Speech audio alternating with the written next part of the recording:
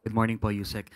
This week po, 2 beses na pumutok yung bulkang Bulusan sa Sorsogon, and batay po sa huling datos ng Office of Civil Defense, more than 15,000 na pamilya po yung apektado. Ano po yung direktiba ni Pangulong Marcos Jr. and siguro mensahe po sa mga apektadong residente?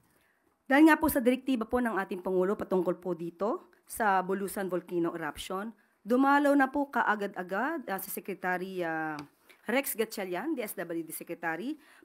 Pumunta po sila kahapon sa nasabing lugar at sila po ay nagkaroon ng pag-assess at binisita po ang mga evacuation centers.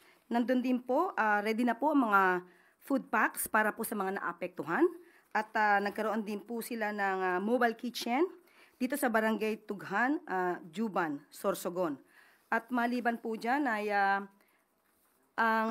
si Director Claudio Yucot po ay sinecure na rin po, requested by the provincial government ang air assets for area reconnaissance and sinabi din po na nagbisita na rin po sila sa mga municipality sa Sorsogon.